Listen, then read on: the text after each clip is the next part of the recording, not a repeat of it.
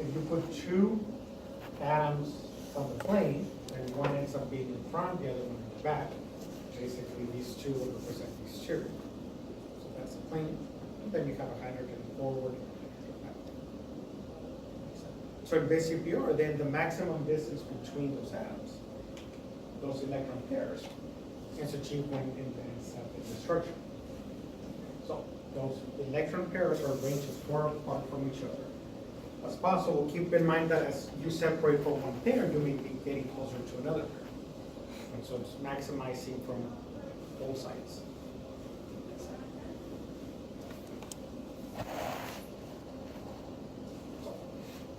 Starting with the simple, in order to actually end up happening, we need to have at least 3 points.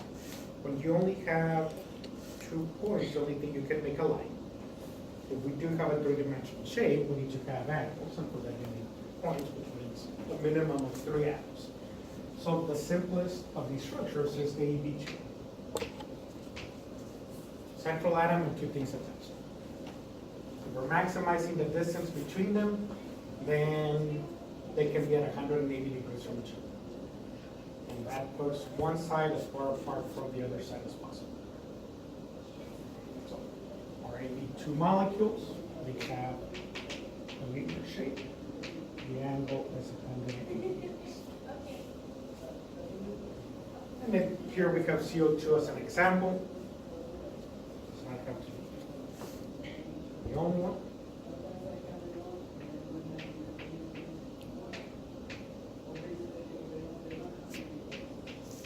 CaCO2 will also have a shape.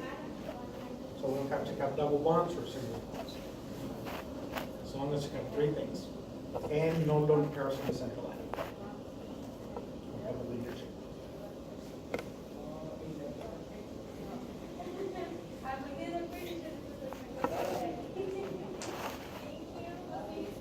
So from 2, we move on to 3. And to maximize the distance between them, then when we have 3 electron groups, then it will take this shape right here. Okay, and this is known as trigonal planar. Okay, so you're making a triangle, there's 3 points, but it's flat. Everything's on the same plane. That's why it's called trigonal planar, and this is what an EV3 molecule is.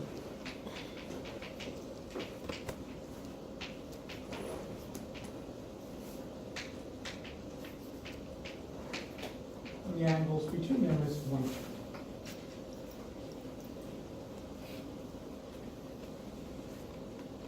Then once again, it doesn't matter if you have single or double bonds, it's just how many things are attached.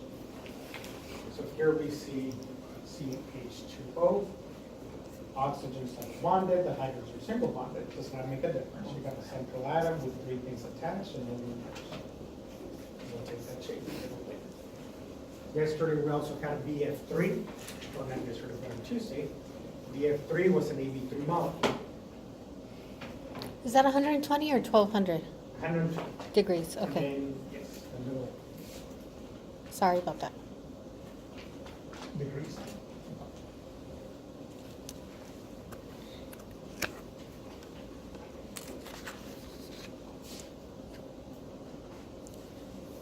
Now from this AB3, there's a subset. We take one of these electron pairs, and instead of having an atom attached to it, it's just a lone pair. As a lone pair, it still exerts the same effect as the ones that are bonded. Okay, it's still electron pair, and that electron pair wants to be far away from these other electron pairs too. Okay, so it doesn't revert back to a linear form. It stays in this shape because this lone pair keeps pushing these. So an AB2E molecule. We have 2 atoms attached and 1 lone pair. So 2 things in 1.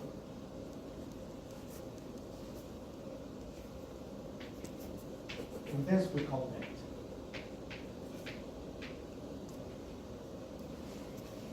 And the angles are about 120. There's another bend that we'll see later on with a little bit smaller angle. This angle is 120 because it starts out from a trigonal planar, which is a 120 amp.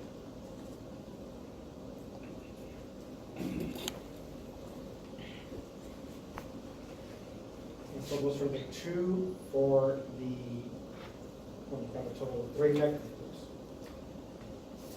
And then we move up to 4.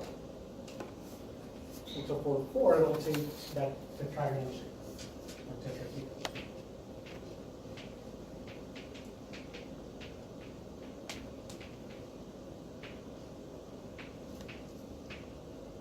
And the angles are about 109 and a half.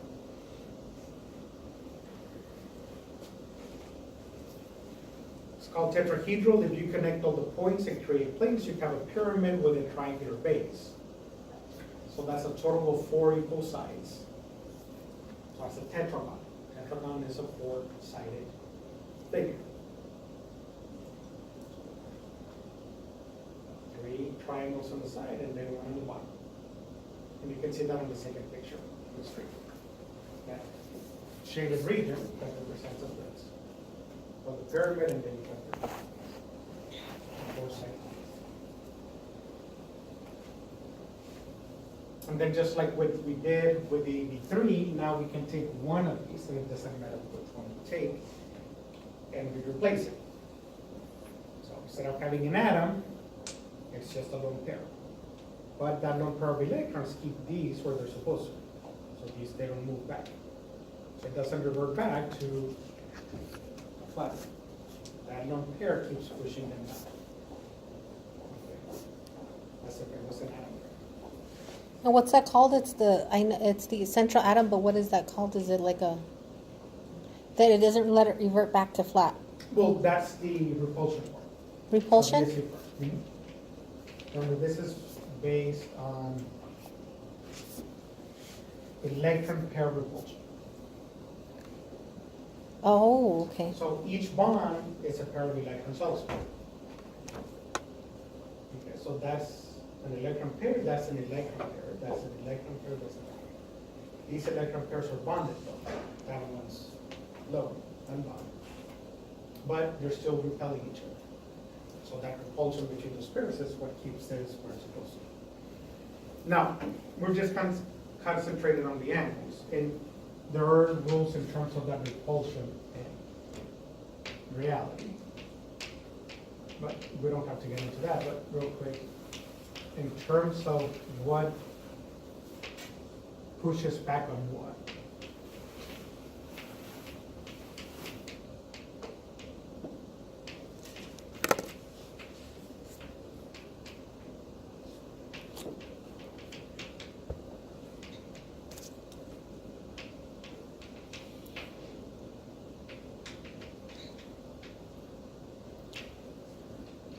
Repulsion between 2 lone pairs is the strongest. Oh, strongest. And then repulsion between a lone pair and a bonded pair. And then the weakest is between 2 bonded pairs.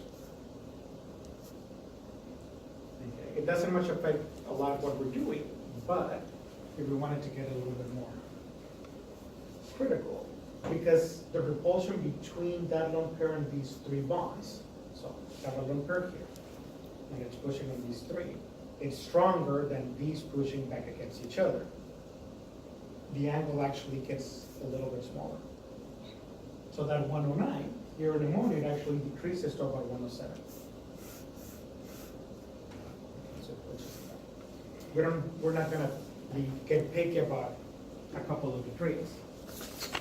But in reality, that's what happens. It pushes on that angle.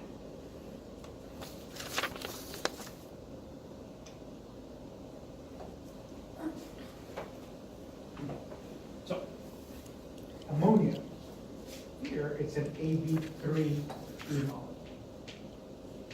And we call this a trigonal. It's not flat like the other one, it's making a pyramid. So, pyramid.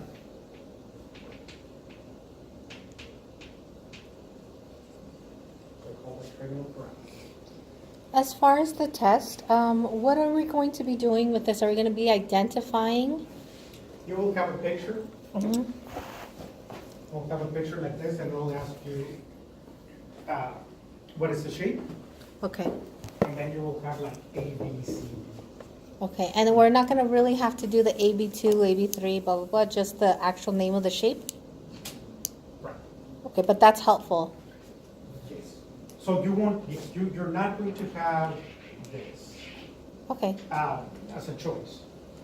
So that won't, no question will ask you to label it as AB. But, because the first step is the lowest substructure. And then once you have the lowest substructure, you can assign it one of those labels. and then you'll know. Then you can just find the label on these notes and you get the rest of it. Okay. Tell the story.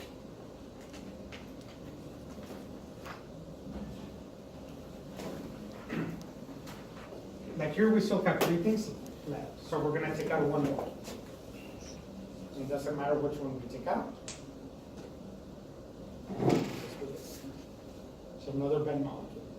But the first bent only had one lone pair.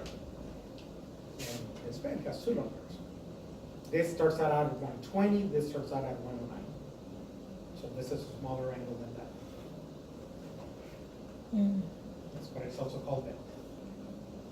Two lone pairs, two ends attached. So this is an AB2, A2.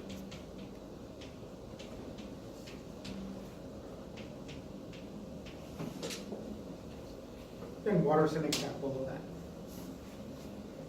And in reference to that angle getting smaller, because now we have two lone pairs pushing down on this. Water has an angle of 104. So it decreases about 5 degrees from that one line. Does that make it stronger? No, it's just, Oh. and They're bond- angles, and we don't get into bond lengths, but everything's dynamic. So we're giving you values here, these are average values. So Okay. the angle, the Oh, molecule is always varies. doing this. Oh, okay. So an average for water is 104. Okay, but it's not static, it's always doing this, and then the bond lengths, they're always doing this, so it's just a random Oh. stuff like that. I'm just going really fast, you take a picture of it and you might catch it. And so on average, it's like this, with 104 for water, 109. So all those angles are average angles, it's not dynamic. Okay, they sell water, some magic water. Or Oh, the alkaline you were telling us about. well, that's another. Oh, never mind. Too. So all sorts of fake water things. Where the selling concept is that the angle is bigger than the normal angle. And what would that do? I think, well, it's- Okay. It's a lie, it doesn't, Oh, okay. you cannot fix the angle. Yeah, it's bigger and smaller, but you can't change that. Those averages are what they are because of the electrons. You cannot take those electrons away and have it, in order to increase that angle, or to increase the average of that angle, you would have to remove one of the electron pairs. And at which point it wouldn't be water. Yeah. So they used to sell the water that had all these magical properties because the angle of water was increased, which is something else. Well, you can do that.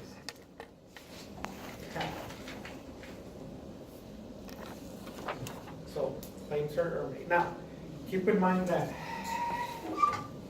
the placebo effect can be very strong. Mm-hmm. So what people believe, if you believe you're sick, when you're not sick, you can make yourself sick. But likewise, you can make yourself better if you think something is healthy. On that note, there is nothing wrong with that. You know, if you're scientifically, alkaline water shouldn't be doing it. But if for whatever reason you're feeling better, for whatever else, compared to what you're spending with doctors, it's not a big expense. Mm-hmm. You know, you feel like shit and you don't know what's wrong with you, and you go to 5, 6, 7 doctors, you're getting CAT scans and X-rays and all these things, and $20,000 later, they still don't know what's wrong with you, and then you start drinking alkaline water, and you start feeling better. You know what? Keep drinking. Mm-hmm. Yeah. Nothing else has worked at that point, whether we know why it's working or not, or whether it doesn't make scientific sense. If it's making you feel better, there is nothing wrong with that. Exactly. And it's a lot cheaper than, you know, so. there's a thing called this. So I'm not telling you don't buy it. If it's working for you, then. Do it. Okay. And so this is the summary of that. Oh, okay. On that table, now here you do not have the labels. Okay, but AB2, AB3, AB2E, AB4, AB3E, and AB2E2. Is that in the same order as that? Awesome. Same order. Thank you. Bonded atoms, this is the B's. How many B's? 2 B's, no E's, lone pairs. So these are B's and these are E's. So AB2, AB3, AB2E, AB4, AB3E, AB2E2. Hmm. Now, there's a whole more that we don't have to cover, but.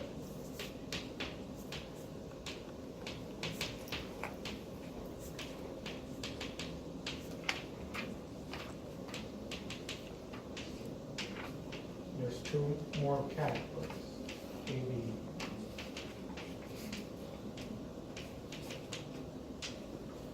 There's an AB5, and then we start taking away from that AB5, so there's an AB4E, AB3E2, AB2E3, and then there's an AB6, and from that we get an AB5E, AB4E2, but we don't cover those molecules. In general, can we do that here? From what we did on Tuesday, though, we had SF6. SF6 was an AB6 molecule. We had sulfur with 6 fluorines, that would have been part of that category. Okay, for us, we just kind of concentrate on this. But the idea here is that you don't need, using this table, you do not have to try to find out what it is from scratch. If you can assign it a label, okay, then we check here, and then you know what it is. And then for polarity, the same thing. Okay, anything that has an E will be polar. Anytime you have at least one number there, it will always be polar.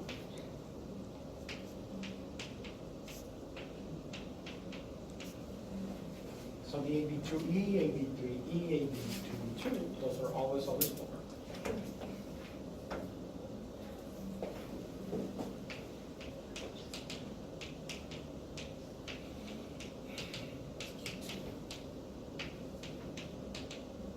So basically anything with an E you said is polar? Yes.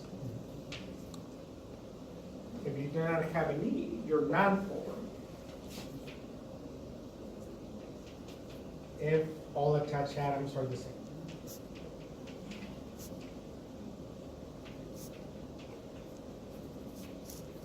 Attached atoms. You mean it's same to each other or same to the? To the central atom. So both things attach here are hydrogens. Well, actually, that one's polar just because we have the first. Remember. So all of these are hydrogens. So non-polar. Right, that's a lone pair, that's polar. We have 3 things attached, but these 3 atoms are not the same. One's a hydrogen, the other ones are hydrogens. This would make it polar. Polar? Because these 3 are different. We have one that's not the same as the others. On Tuesday, we have BF3, which was an 83 molecule.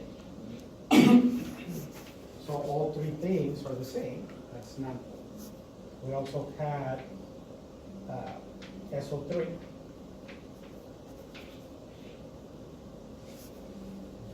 All 3 things are the same, non-polar. So non-polar, non-polar. But if you have one that's different, then it becomes polar. And so that's for the ones that don't have these. If you have an E, regardless of what's attached, it doesn't matter if it's the same or different. That E throws the symmetry out of whack, and it's always polar.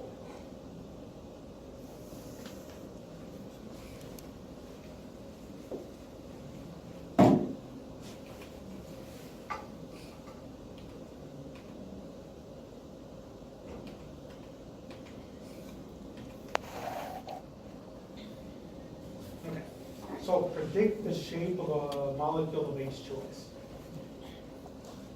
So when you do the Lewis substructure, you end up with this. So from this point, what's the label? Oh, Okay, so it's an AB2E2. Right? So just look here, AB2E2 is bent, and that's it.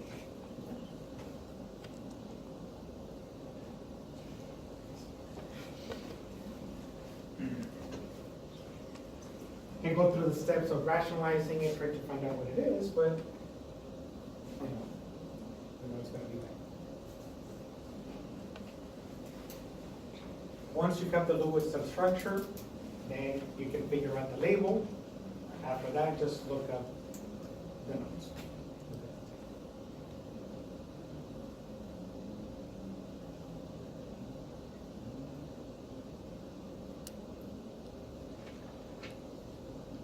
so then what's this one?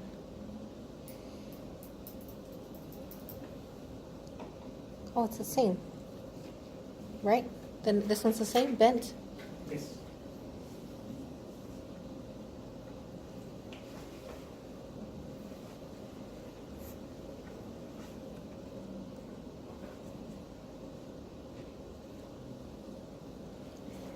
Here.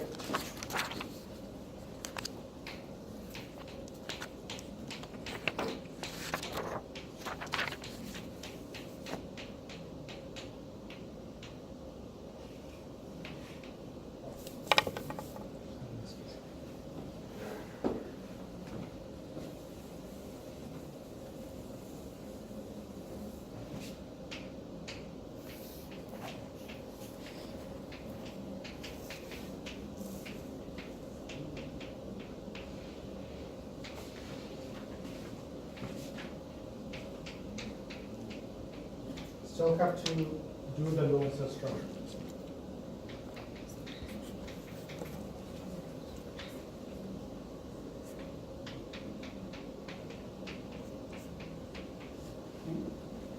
So we continue with the steps from Tuesday. Step 1, draw the skeletal structure. First element in the formula is the one in the middle, unless it begins with hydrogen, in which case then it's the second element. That's the one in the middle.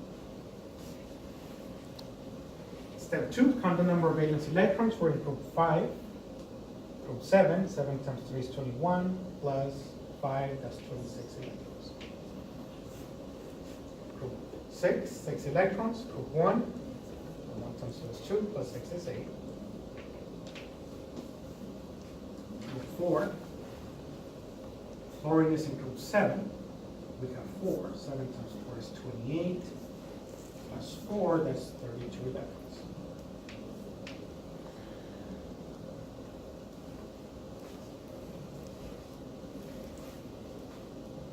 Step 3, give octets to the outside elements except for hydrogen. So every element on the outside already has one line, they already have 2, so we add 6 more.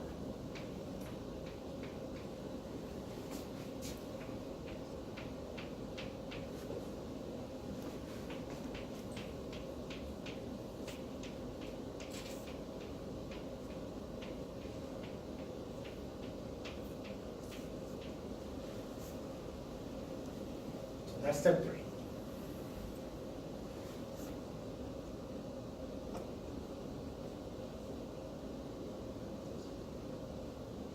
Step 4, if there are leftover electrons, place them in pairs on the central atom. 8 plus 8, that's 16, plus 8 more, that's 24. We have 26. So there's 2 left over. So one pair. We've used up 2 and 2, that's 4. We have 8. There's 2 pairs left over.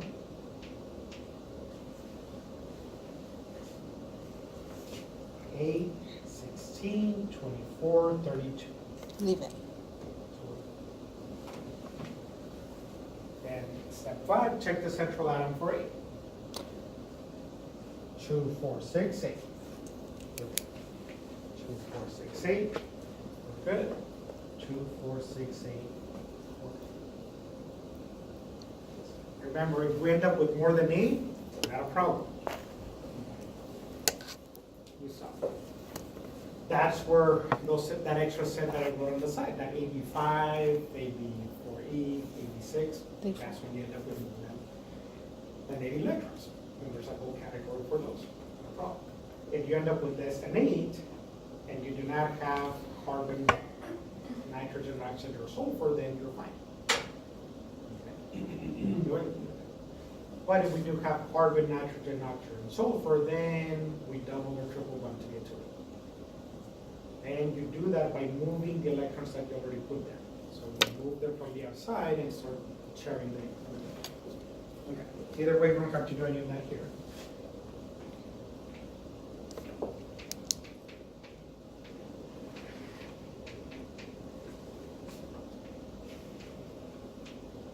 So we just assign a label to it.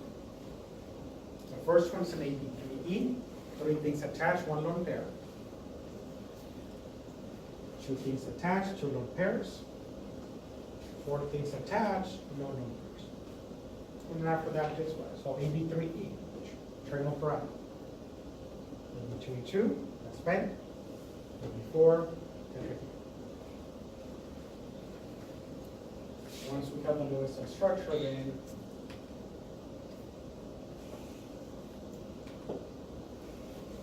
look it out on the bonus. Primal,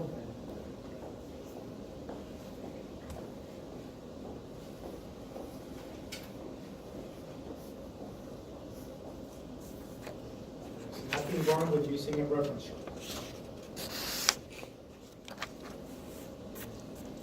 It's there, just go to it. It tells us what. The hard part is the Lewis structure. And on anywhere, well, I guess you can't because you have to bubble it in, but will you have have us draw like a Lewis structure in the back, or like? On the side, you can always write on the test. No, but will that be one of the questions? Do you know what I mean? To draw? The Lewis structure? Yes, but you will have the drawings. You have to get good at it anyway, right? You will have a choice of the drawings to choose from. But to know which one's right, you still need to do it. Let me see.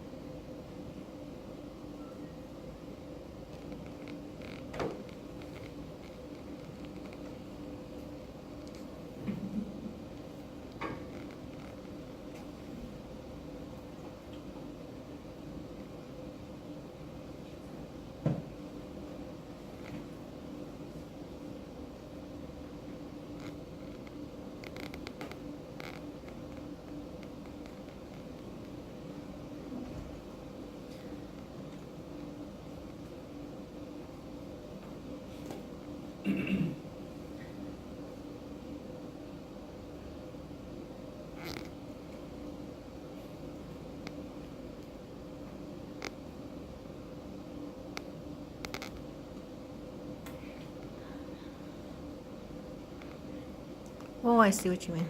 So it's something that you choose. Yeah. So you have to know how to do it to see which one's incorrect.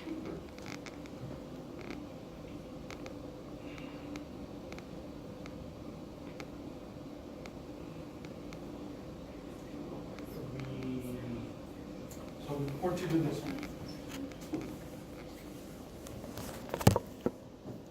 And just follow the steps. Step one, draw the skeletal structure.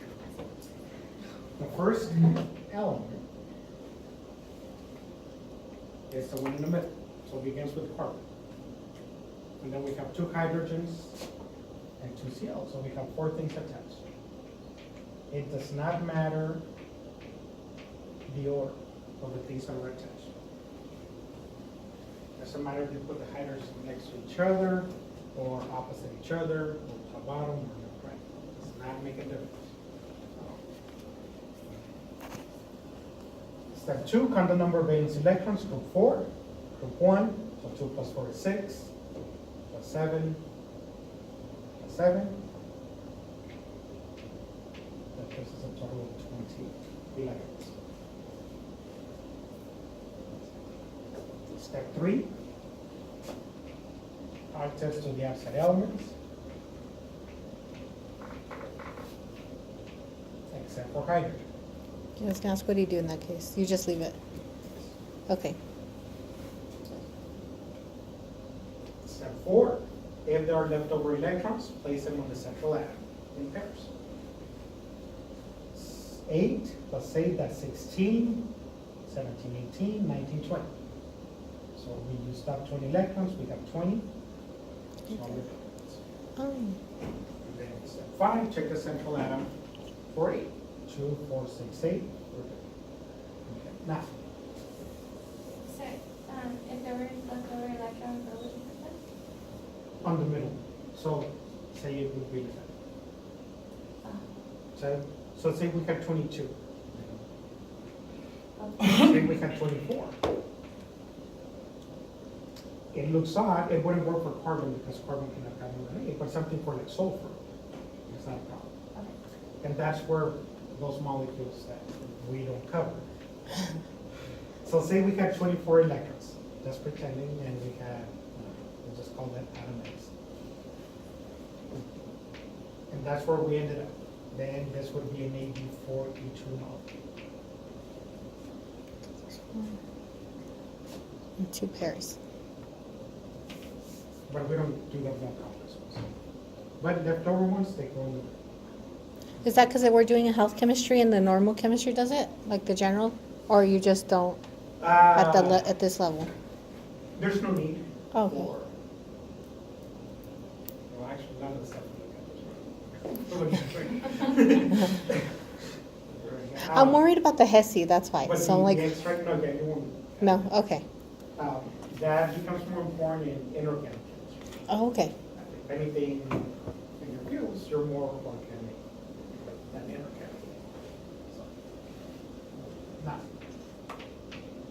it doesn't matter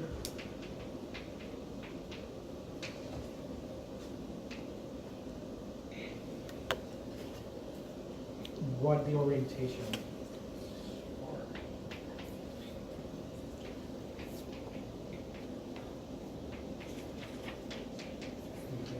There is no difference. Remember, this is a drawing on paper. We're making it flat because the paper works. But there is no distinction.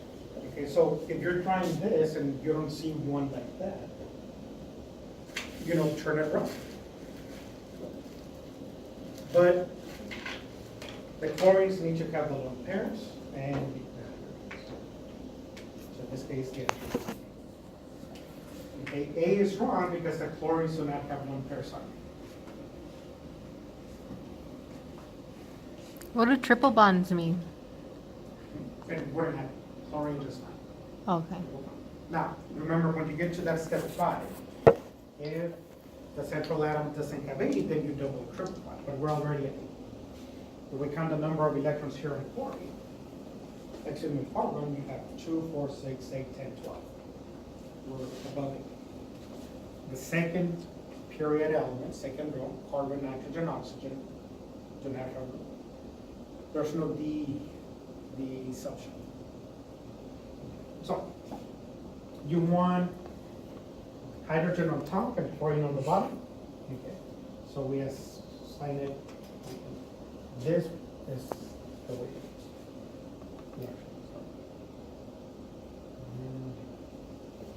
Hydrogen on top, chlorine on the bottom. So white is hydrogen, chlorine is green. So hydrogen on top, chlorine on the bottom, chlorine on that side, and hydrogen on this side. So that's this. If you want it like this, then I'm gonna put chlorine on top and on the bottom, and hydrogen on the sides. It's the same molecule, didn't change anything. Right. We want chlorines over here, we'll put the chlorines over here. And the hydrogen. So don't worry where the attachments are. What's important is the number of attachments. So 4, all things are attached to the central atom. It's not this. And then you have the lone pair for the sugar.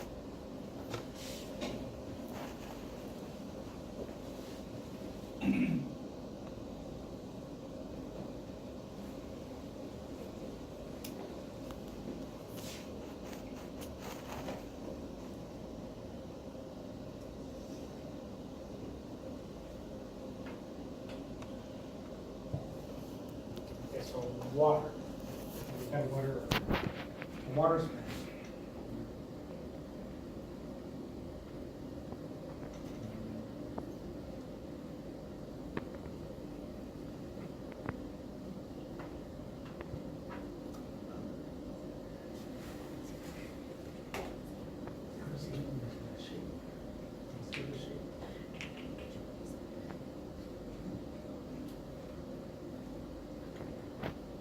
Because your test will be mostly chapter 6.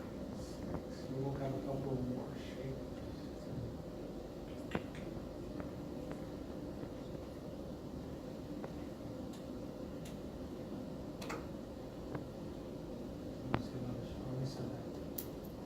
H2S and water. It'll probably come up.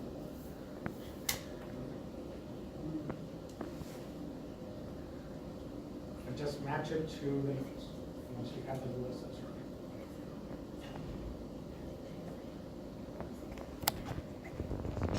Okay.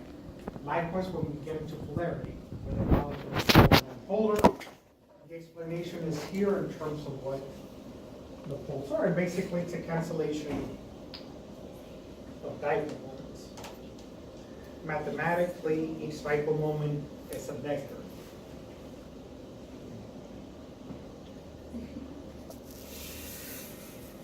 If you watch that, what's that means for two? Not the first one. Despicable Me? Yes, despicable me. You know, vector. Yeah, It the says- villain? The villain. Yeah. It says direction and magnitude. Yeah. And that's how vector is defined. That's cool. Okay, it's something with direction and magnitude. So when you add up all those directions where they're pointing to and how strong they are in 3-dimensional space, if they cancel each other out, you end up with something that's non-polar. Okay, if they don't cancel out, then you end up with a dipole moment, which makes the whole molecule is polar. So in the ones that do not have electrons, there's always cancellation. Okay, so your AB2 is 180, the left-hand side cancels the right-hand side, when they're both the same atom. So that dipole moment in oxygen cancels that dipole moment in oxygen. So when you put head to tail, if I take this and put it here, it just cancels that. And when you get the trigonal planar. This one's right here. Okay, basically what happens is these two cancel that one. And then these two cancel that one, and these two cancel that one. Then you end up with a non-polar molecule. And then same thing with the tetrahedron. They're all pointing, and so these 3 bottom ones cancel the top one. These 3 cancel this. These 3 cancel that one, and these 3 cancel that one. So they all cancel each other out, and we end up with a. But they only cancel out if these are the same things. That's why if you have an atom that's different, the strength of that vector changes. And that cancellation doesn't happen, and then it becomes 4. When you have a lone pair, those lone pairs are the strongest dipoles. So, because they're so strong, then they never cancel out. The atoms cannot, the bonded electrons cannot cancel those lone pairs. So anytime you have at least one lone pair, you end up with a 4 mole. So in the explanation, the textbook, they kind of try to have you imagine this and figure out if it cancels or not. But that gets difficult. Okay, we'll just go by it. That's because this always works. Now, if you only have a diatomic molecule, 2 atoms, the rule is pretty simple. If there are 2 of the same, it's non-polar. If there are 2 different atoms, polar. Okay. So your H2 and 2O2, CO2, your 2O2, all those are non-polar because they're still the same. But once we have only 2 atoms and they're different, it's automatically they won't cancel.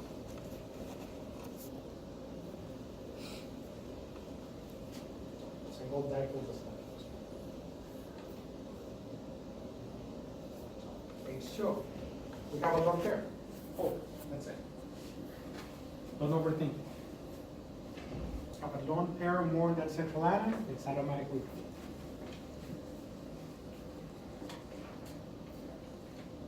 Actually, from the lone pair.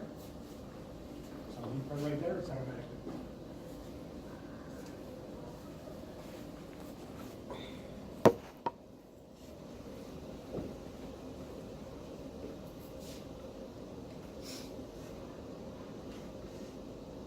Or 2. When we do the little structure, there's 1 pair there. It's automatically 4. And remember, when you're doing the Lewis structure ahead of time, you do not know which way it's pointing or the way it looks. So don't try to get ahead and think, oh, I think this is pen, so I'm going to try it pen. Okay, you can, but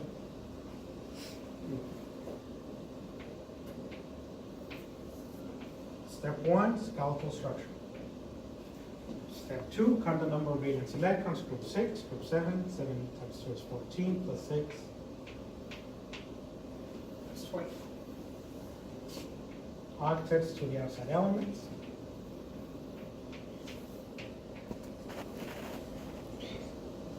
Then we check to see there's leftover electrons. 8 plus 8, that's 16. 20, so I have 2 pairs. So AB2? And then check the central atom, 2, 4, 6, 8. So this is an AB2. Oh, E2. That's right. And that's why here you see it. Mm. Now, does it have lone pairs? Yes, it does. That makes it polar. All AB2 molecules are always polar.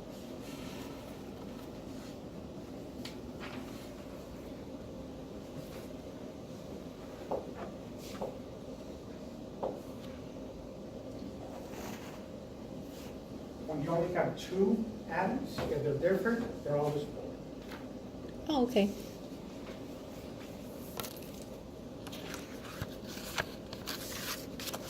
PBr3.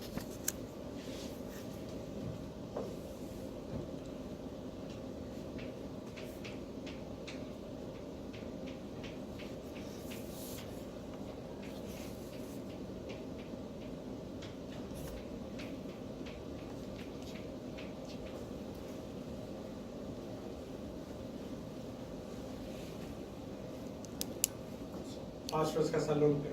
AB. Polar or non-polar? AB3E. I see it. Oh, okay. It's the pyramidal, the trigonal, and it's polar.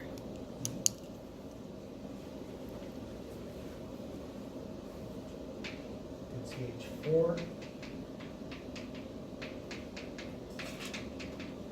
So that's AB4.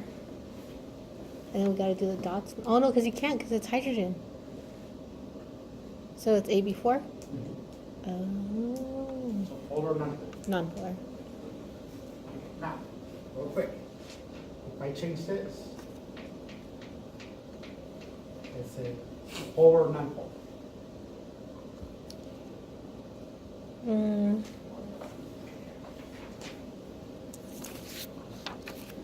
Let's remember this asterisk here. Not the same polar. If they're To not the remind you same. that they have to be the same for it to be non-polar. Yeah, If one or more is different, then it becomes polar. yeah. So that one would be polar, even though it's studied before. So Polar, non-polar. check.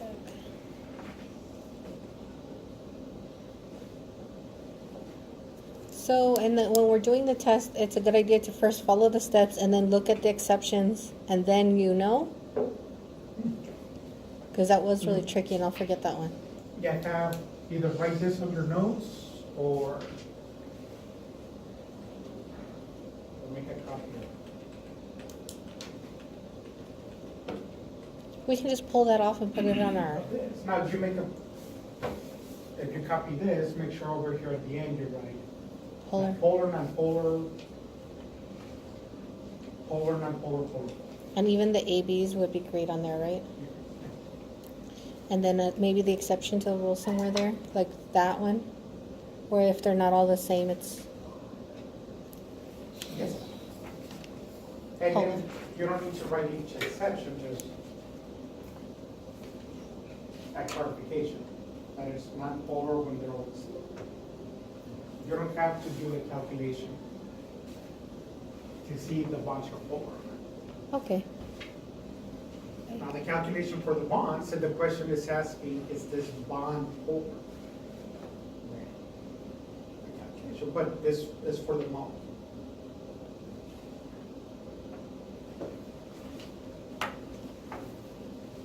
So it doesn't matter. Not for the whole molecule. You can have non-polar bonds, but then a lone pair makes it polar. And you can have a bunch of polar bonds, but because they're in the same particular shape, the whole thing is not polar. So this is just wasted exercise Okay. for that much.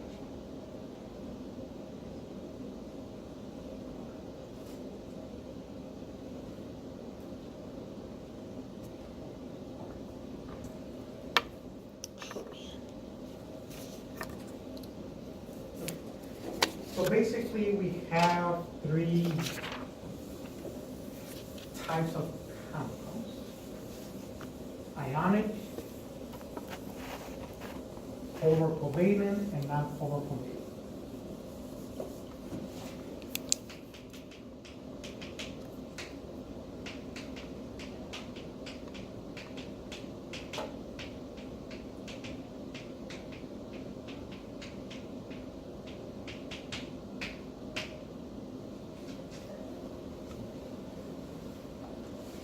And the type of compound determines the type of interactions between its own type of molecules.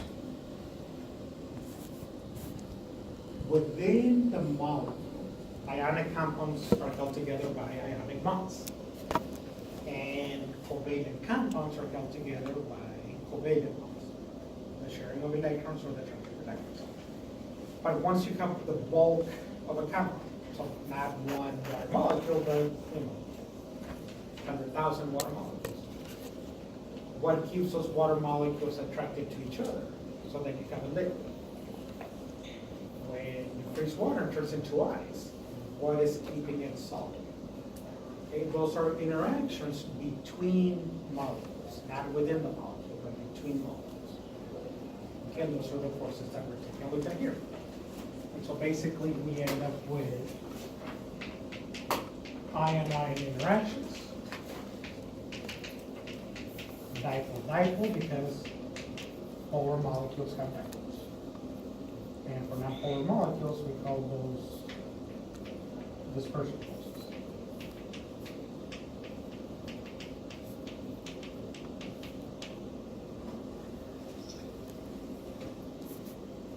And then a special type of dipole-dipole interaction is called hydrogen bond.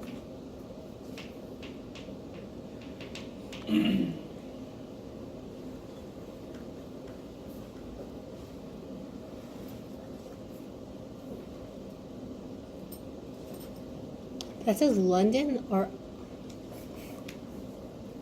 A lot of times the London is omitted, oh, and they'll just say dispersion forces. yeah, that's weird. Was it discovered in London or what? And yeah, a lot of the chemistry from the 1800s was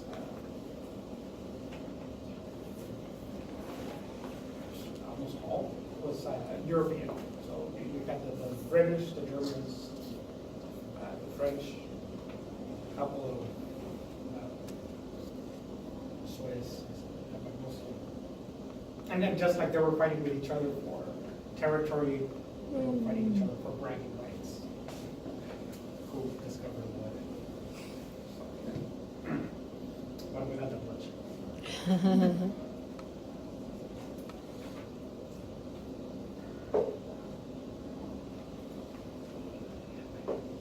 When we get to gases, we go over the gas laws. There's chapter gas. We'll cover. There's a series of names, and there's Boyle's law, Charles Leckie-Sacks law, Avogadro's law. Charles and Boyle's were British. Avogadro was Italian. Cahusac was French. And so they were around the same time.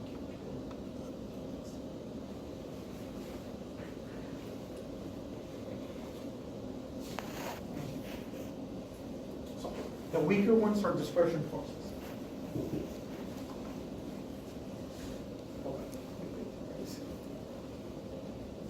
Just gotta remember this is a summary, or if it's actually. Oh, it's not a summary. Like that, I got a more detailed slide on this, but I don't. Okay, so in covalent compounds, if we have polar covalent, then those attractions, we call them dipole-dipole interactions. And basically, the negative dipole of one molecule attracts a positive dipole of another molecule. So the negative dipole attracts a positive dipole. Okay, and that interaction between that electron-rich and electron-poor regions in different molecules is called dipole-dipole interactions. Now, there's a special type of dipole-dipole interaction called hydrogen bond. And that occurs when hydrogen is directly attached to one of the three highest electronegative atoms. Okay, the three most electronegative atoms in the periodic table are fluorine, oxygen, and nitrogen. Fluorine 4.0, oxygen 3.5, nitrogen 3.0. So when hydrogen is bonded to one of those three in a molecule, that hydrogen is very, very electron poor. Because they're the most electronegative, they pull the electrons so much on hydrogen that hydrogen is basically a proton, like a positive charge on it. It's almost ion. Well, that hydrogen then creates an interaction with another fluorine, oxygen, or nitrogen in a different molecule. And that attraction is called hydrogen bond. And it is the strongest type of dipole-dipole interaction. So dipole-dipole interactions, anytime you have a polar molecule, is dipole-dipole. But if in that molecule you see an OH, an FH, or an NH, then you're going to have hydrogen bond.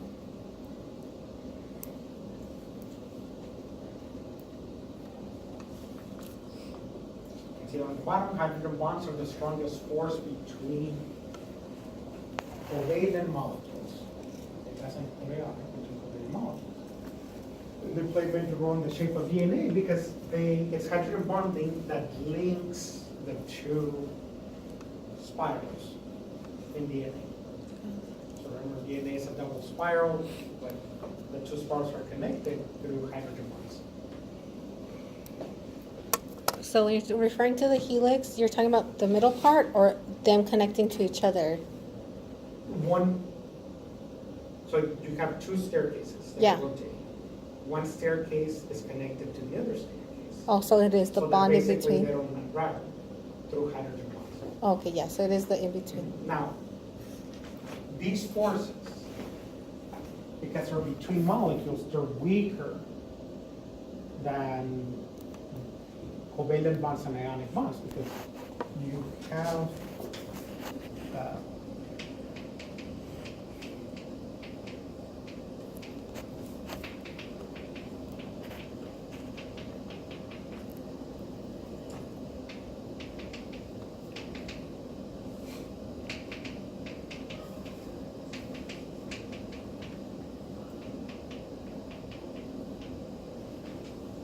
the bonds within the molecule, we call those intra. And it keeps the molecule together, those are very strong. The forces between molecules, we call those intermolecular, and they're weaker ones. So while hydrogen bonding is strong, it's not as strong as ionic or covalent bond.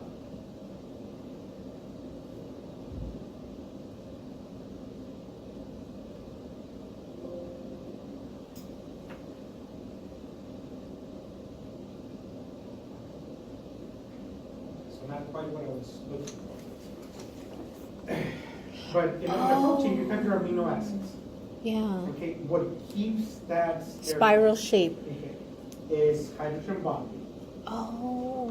And so if you actually have a staircase, you need vertical position so that the handrail doesn't fall off. The Yeah. banisters. Yeah.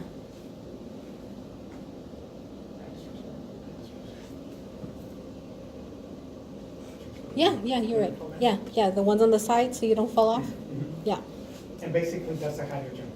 Oh, okay. So yeah, I was still thinking about it wrong because I was thinking it was in between, but no, it's If you break it up, the molecules stay intact. It's just the overall folding is what falls apart. yeah. Wow, cool. And so the folding in proteins, what keeps the two helices in DNA, all that is hydrogen.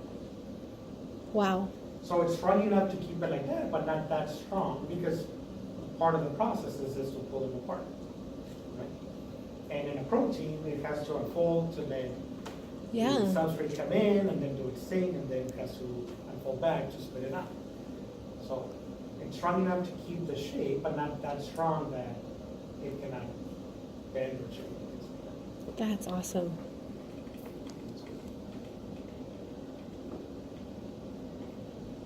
So hydrogen bonding is the strongest type of dipole interactions. And you need hydrogen directly attached to fluorine, oxygen, or nitrogen. And then it'll bond to another nitrogen, oxygen, or fluorine, and different molecule. That other molecule does not need to have a hydrogen attached. In the examples here, so you have hydrogen directly attached to nitrogen, and then hydrogen bonds to another nitrogen. This nitrogen does not need a hydrogen. It can, but it doesn't have to. Okay, the hydrogen bond is from this side.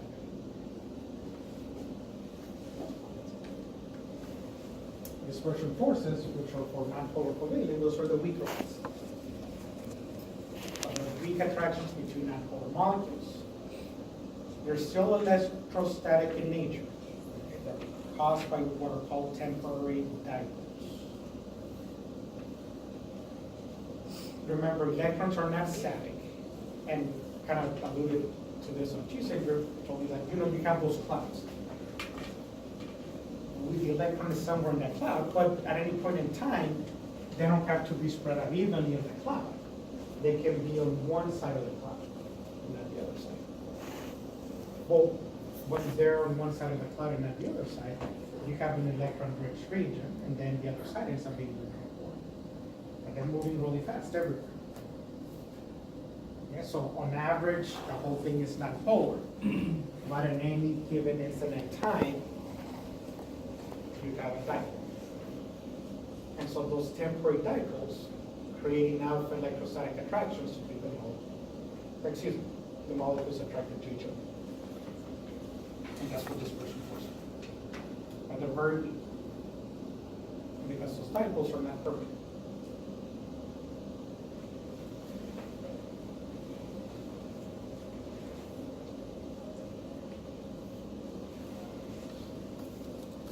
And so melting and boiling points of substances, that transition between solids, liquids, and gases, and what keeps a solid and a liquid, are these intermolecular forces. Mm.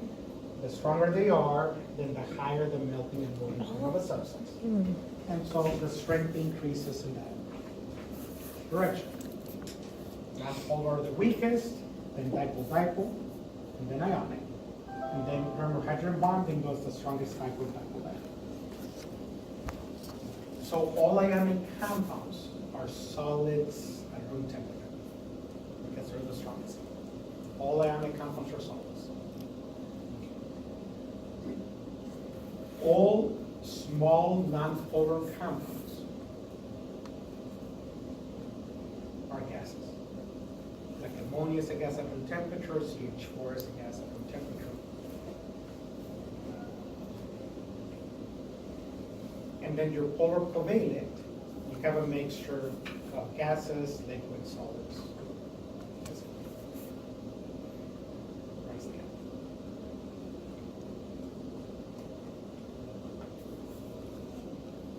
So the rule of thumb is, if you have a molecule that has hydrogen bonding, we expect that molecule to have a higher melting point than a non-polar. Water has a higher boiling point than methane, for example, which is natural gas. Water is a liquid at room temperature, natural gas is a gas. So, the highest are the strongest, followed by hydrogen bonding, and then regular dipole and dispersion are the weakest. So examples, we have ionic compounds, melting points, these are solids at room temperature, they don't melt until the hundreds of degrees Celsius. This set right here, both of these are polar. Anything that has a hydrogen bond is polar first. Okay, so these are polar, but this is a special polar because of the hydrogen bond. Hydrogen attached to oxygen or hydrogen attached to lithium or fluorine. These melting points then are higher than when we don't have hydrogen bond. But these are so low. And then the weakest one are dispersion forces. Gases at room temperature, gas, and then we start getting into the liquids of each. Now, all of these molecules are small, a few atoms. Organic molecules exhibit dispersion forces, but they can get so big that there's so many dispersion forces that then you have a liquid. That's when you have your oils. And then you keep making them bigger, and then you get into your fats, which are solids at room temperature. So you can get solids and liquids for the dispersion, but the number of atoms has to be pretty.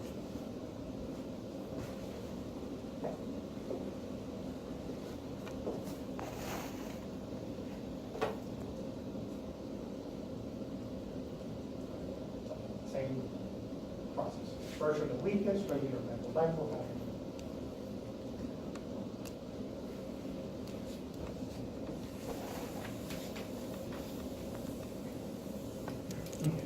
And then all of this goes back to the Lewis set structures.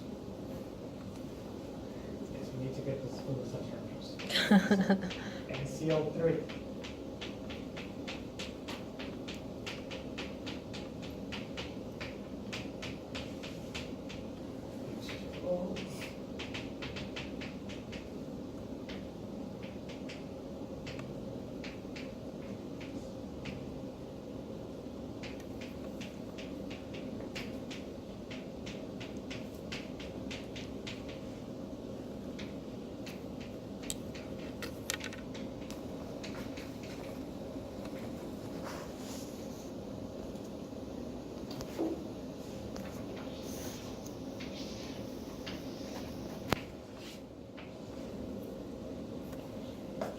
So kind of starting from the top.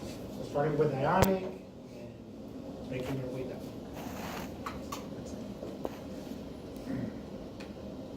So take a look at the result. If it begins with a metal, it's ionic. So, do we have any metals on that list?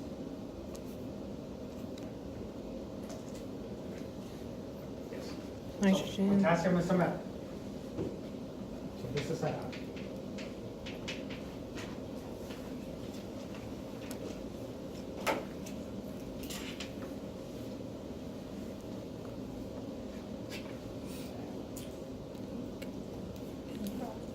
Why did you have a periodic table in here?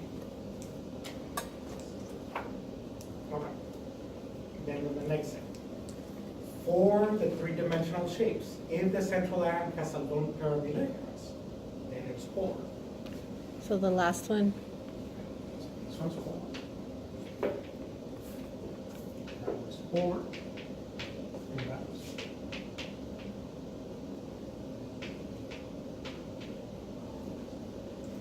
Now, for those shapes,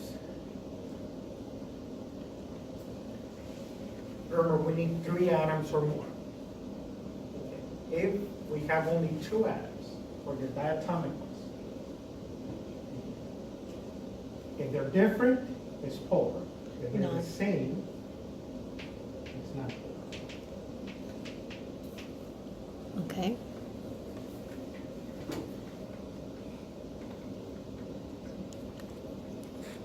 Okay.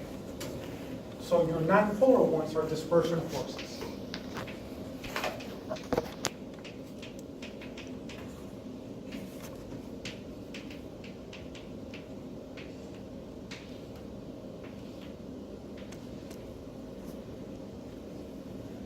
All the polar ones are dipole-dipole interactions. So all the polar